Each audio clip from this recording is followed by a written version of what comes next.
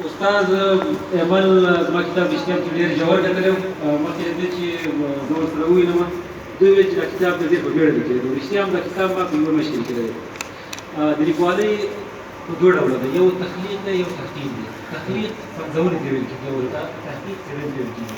پنځونه داسې یو شی دی چې د خپل فکر نه لیکل کېږي، لکه شعر لیکل، ناول لیکل. کېدای شي موږ یو پنځونه یو کتاب په دوه ورځو کې هم ولیکو. مصطفی صالح کې مشهور کتاب دی پاتې شه باران دی، ډېر شهکار ناول دی، دا د شپږو ورځو کې لیکلی دی.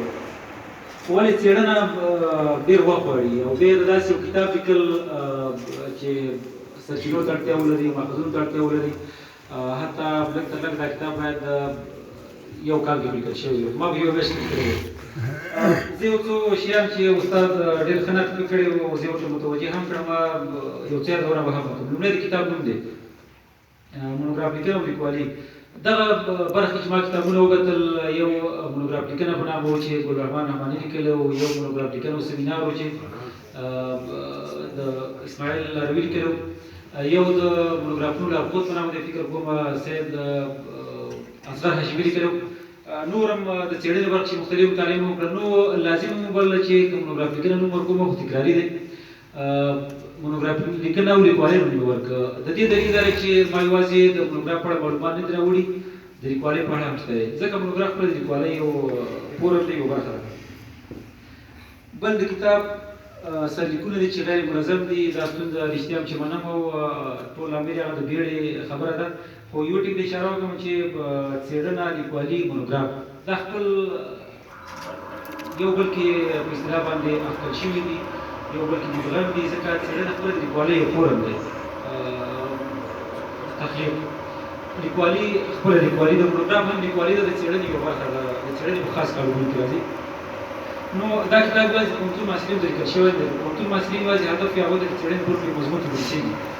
زما هدف په ټوله کې نویو لیکوالو ته دی چې مونوګراف لیکي. مونوګراف خپله د لیکوالۍ پیل دی او د محصل لپاره هم د لیکوالۍ لومړۍ تجربه ده. نو په دې خاطر مې د لیکوالۍ هم ځینې برخې راخیستې دي. مثلا د لیکوالۍ ډولونه دي، د ښې لیکنې صفتونه دي، او دې ته ورته ځینې خپلې تجربې مې شریک کړي دي چې لیکوالۍ پیل څنګه کېږي، موضوع څنګه ټاکل کېږي. د څېړنې لپاره اړه مې هم ځینې شیان اخیستي دي چې استاد یادونه وکړه. مثلا د کار له مخې د څېړنې ډولونه دي، د شکل له مخې د څېړنې ډولونه دي، د موضوع له مخې د څېړنې ډولونه دي، چې دا خپله که موږ لیکوالي کوو باید لږ تر لږه د څېړنې اشرا واوسو. بل د مونوګراف تعریف دی. استاد ویل په دې برخه کې زه همغږی نه یم، بس ما هدف په موضوعي لحاظ دی. من د مونوګراف په لیکلو کې لوی مشکل په موضوع کې لرو. محصل مونوګراف لیکي، موضوع تیزیس ټاکلي، مونوګراف لیکي، موضوع دکتورا ټاکلي. دلته چې ما کوم تعریف کړی چې مونوګراف تر مقالې وي او تر کتاب کوچنی دی په موضوعي لحاظ باندې، یعنې موږ که مونوګراف ته موضوع ټاکو، موضوع باید تر مقالې غټه وي، تر تیزیس کوچنی وي. مثلا موږ د مونوګراف لپاره موضوع ټاکو د هلمند پښتني ډولونه. دا موضوع موږ تیزیس کې ټاکو د افغانانو یا د ټول افغانستان په پښتو ډول، یعنې دا ساحه ورو ورو لوړېږي. بل استاد ویل چې رسالې یادونه وکړه. مونوګراف خپله تحقیقاتي رساله ده.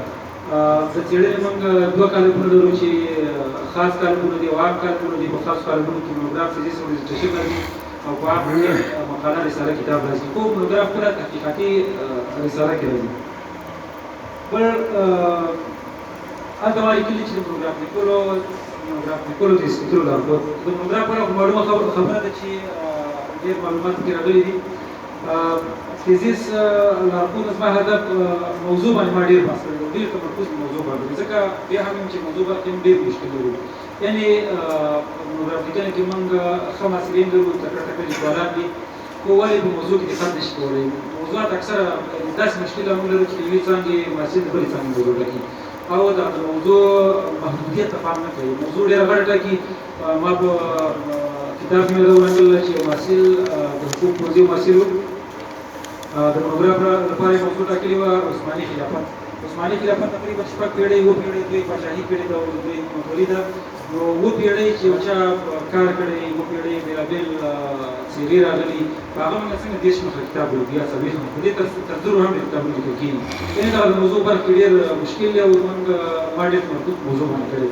نو د تیزیس برخه ما په موضوع کې تقریبا څېړلې ده چې خپله د استاد د تیزیس مثال مې هم ورکړی. بل پاتې صاحب د مونوګرافونو د نوملړ یادونه وکړه. رښتیا ما د حقوق پوهنځي او د ښوونځي پوهنځي په پښتو ټولنه کې د مونوګرافونو د 3 کال نوملړ راوړی دی. د دې څخه مې 2 هدف دي. یو هدف دا دی چې مونوګراف لپاره موږ باید تکراري موضوعات انتخاب نه کړو، یعنې موضوع باید زموږ وي او هغه موضوع چې په ټولنه کې ګونګه پاتې یا نه څېړل شوي هغه باید وڅېړو. نو دلته مې هدف دا دی دغه موضوعات څېړل شوي دي، په ده باندې باید دې موضوعاتو باندې ټولنې لپاره باید محصل کار ونه کړي. دوهم هدف مې دا دی چې په دې موضوعاتو کې داسې موضوعات هم شته چې تیزیس لپاره برابر وو، ولې زموږ محصلینو د پروګرام لپاره یعنې په راتلونکي کې دغه شي څخه باید ډډه وشي. بیا هم په وروستیو کې له خپلو استادانو طاهره صاحب څخه ډېره مننه کوم چې دا زمینې برابره کړه. دا زما کتاب یو تدریسي کتاب دی، د هېواد په شنو پوهنتونونو کې تدریسېږي، نو په نورو چاپونو کې به یې دغه نیمګړتیاوې چې لرو پاکې ونیسو. ډېره مننه.